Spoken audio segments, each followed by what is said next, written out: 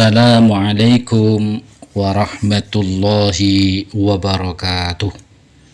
Alhamdulillah wassalatu wassalamu ala rasulillah. Ikhwanillah, mahasiswa semuanya yang saya banggakan, pada hari ini adalah pelajaran pendidikan agama Islam. Kita memasuki sesi keempat, di mana dalam sesi keempat ini kita akan mempelajari tentang ijtihad dalam agama Islam. Ijtihad ini adalah di mana pendapat atau qaul ulama yang bisa dijadikan sebagai sumber hukum di dalam kehidupan bermasyarakat, terutama yang berkaitan tentang hukum Islam. Maka perlu bagi kita untuk mengetahui apa itu ijtihad di dalam agama Islam. Tentunya ketika kita mengambil judul tersebut, tentu ada latar belakang atau landasan yang bisa dijadikan sebagai sebuah hukum. Utamanya adalah Islam mengambil istilah hukum tersebut. Islam itu sebagai sebuah agama yang menawarkan sebuah konsep universal.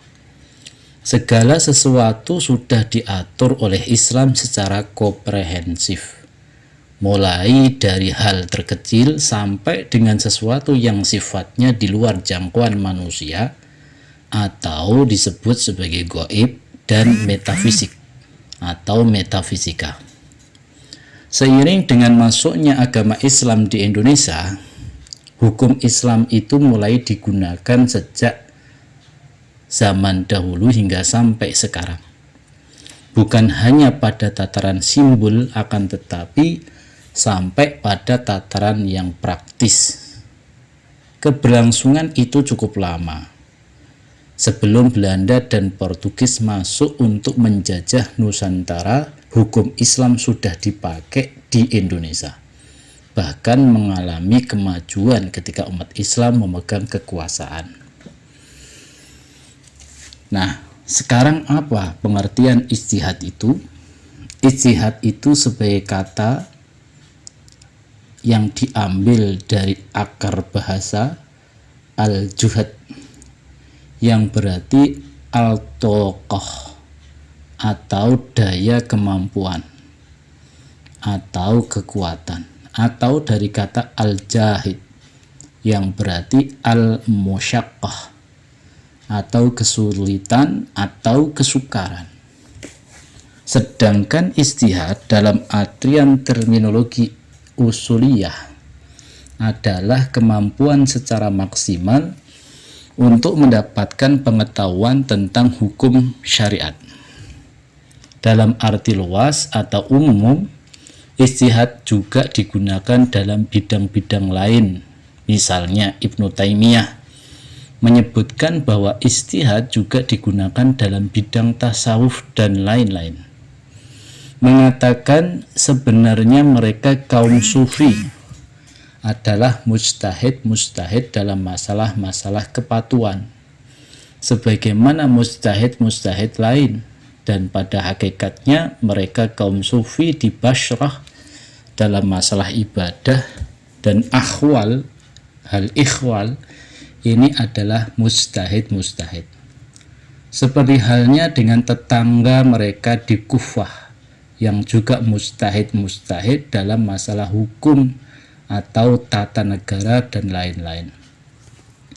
Menurut Abdul Hamid Al-Hakim, ijtihad itu adalah pengerahan kesanggupan berpikir dalam memperoleh hukum dengan jalan istinbat, atau disebut sebagai menarik sebuah kesimpulan.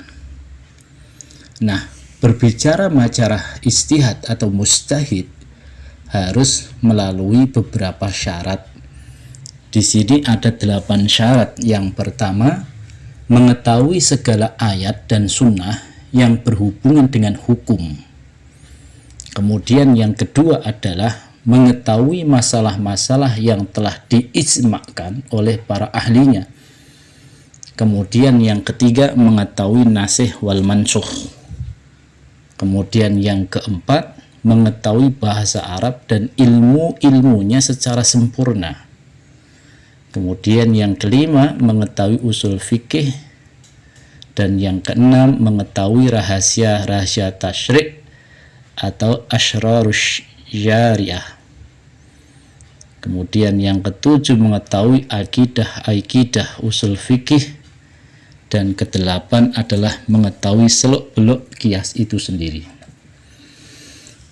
Di samping juga syarat, kita juga harus mengetahui macam-macam ijtihad. Ada 6 ijtihad. Pertama, ijma'. Ijma' itu kesepakatan atau sependapat dengan suatu hal yang mengenai hukum syarak dari suatu peristiwa setelah wafatnya Rasul. Sedangkan kias yaitu menyamakan atau membandingkan atau menetapkan hukum suatu kejadian atau peristiwa yang tidak ada dasar nasnya dengan yang telah ditetapkan hukumnya berdasarkan nas. Sedangkan ikhtisan yaitu menunggalkan hukum yang telah ditetapkan pada suatu peristiwa atau kejadian yang ditetapkan berdasarkan dalil dan syarak. Kemudian maslahat mursalah adalah suatu kemaslahatan. Kemudian urf, kebiasaan yang dikenal orang banyak dan menjadi tradisi. Nah, ini di Indonesia ini juga tidak lepas dari urf, kebiasaan adat Jawa yang sudah menjadi tradisi. Kemudian yang keenam istishab, menetapkan hukum terhadap sesuatu berdasarkan keadaan sebelumnya sehingga ada dalil yang menyebutkan perubahan-perubahan tersebut. Macam-macam ijtihad menurut tingkatannya. Ijtihad mutlak atau mutolak dilakukan dengan cara menciptakan sendiri norma dan kaidah yang dipergunakan sebagai sistem atau metode bagi seorang mujtahid. Kemudian ijtihad muntasib dilakukan seorang mujtahid dengan cara mempergunakan norma dan kaidah istinbat imamnya. Kemudian yang ketiga ijtihad mazhab atau fatwa, yaitu ijtihad yang dilakukan seorang mujtahid dalam lingkungan mazhab tertentu. Yang keempat ijtihad bidang tarjih, yaitu ijtihad dengan cara mentarjih dari beberapa pendapat yang ada dalam satu lingkungan mazhab tertentu maupun dari berbagai mazhab. Perubahan sosial dan implikasi terhadap hukum Islam. Hidup bermasyarakat itu merupakan salah satu fitrah manusia yang telah dibawakan sejak lahir. Salah satu ciri dari kehidupan manusia adalah adanya perubahan yang konstan dalam masyarakat tersebut. Di samping itu, manusia merupakan makhluk Allah yang paling mulia. Bahkan saking mulianya manusia, segala sesuatu yang ada di bumi ini diciptakan dan ditundukkan oleh Allah agar dapat dimanfaatkan oleh manusia sebagai hamba atau khalifah. Untuk melaksanakan tanggung jawab sebagai hamba dan khalifah, maka Allah memberikan karunia kepada manusia sesuatu yang tidak diberikan kepada makhluk lainnya, yaitu akal dan pikiran. Dengan akal pikiran tersebut, manusia mampu berkembang dan mencapai kemajuan yang tidak pernah terbayangkan oleh manusia sebelumnya, baik dalam bidang ilmu pengetahuan maupun bidang teknologi. Dari sinilah kita akan mencoba untuk mensimpulkan masalah ijtihad dalam agama Islam. Perkembangan dan kemajuan zaman baik dalam bidang ilmu pengetahuan maupun teknologi merupakan sebuah keniscayaan dalam peradaban manusia. Kemajuan tersebut di satu sisi menawarkan dan memberikan dampak positif bagi kehidupan manusia, yaitu tersedianya berbagai fasilitas yang memberikan kemudahan bagi manusia dalam memenuhi kebutuhan hidupnya. Tetapi di sisi lain, kemajuan tersebut menimbulkan dan melahirkan berbagai masalah yang cukup kompleks. Masalah tersebut jika tidak direspon dengan baik akan menimbulkan ketidakstabilan, ketidakketentraman, dan ancaman bagi kehidupan manusia. Melihat realita yang demikian, apabila hukum yang berlaku tidak mampu menjawab persoalan yang tengah dihadapi masyarakat, sedangkan apabila masalah-masalah tersebut dibiarkan akan menjadikan sebuah kekosongan hukum. Hal ini dalam hukum tidak dibenarkan adanya kekosongan hukum tersebut. Maka dari itu, seorang hakim dituntut untuk bisa mengisi kekosongan tersebut dan harus bisa membuat solusi hukum yang akomodatif, mengatur segala permasalahan-permasalahan yang muncul dengan muaranya adil dan membawa kemaslahatan bersama. Untuk menjawab permasalahan tersebut kini telah ditentukan atau ditemukan sebuah instrumen, yaitu ijtihad. Ijtihad inilah yang akan mereformulasi hukum yang ada, memperbarui bahkan mengadakan sebuah hukum baru apabila situasi dan kondisi membutuhkan dengan adanya pembaharuan. Dalam pembaharuan hukum Islam yang dapat memberikan solusi hukum yang adil terhadap berbagai masalah yang ada.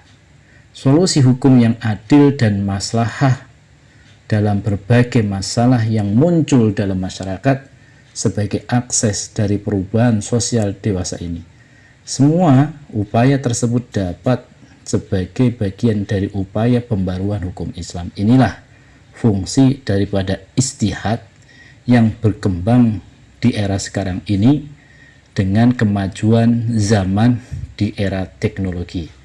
Insya Allah ijtihad ini akan senantiasa diperlukan dan mampu menjawab tantangan permasalahan di era zaman sekarang ini. Oke, semua bisa disimak untuk mahasiswa-mahasiswa. Semoga kalian semua bisa memahami, bisa mendapatkan wacana baru, bisa mendapatkan pelajaran-pelajaran baru tentang ijtihad di dalam agama Islam. Jadi kalian di sini adalah mencoba untuk berpikir bagaimana kita hidup di masyarakat di era 4.0 ini. Apakah ijtihad itu benar-benar dibutuhkan oleh masyarakat dalam perkembangan zaman saat ini? Demikian yang bisa kami sampaikan. Wassalamualaikum warahmatullahi wabarakatuh.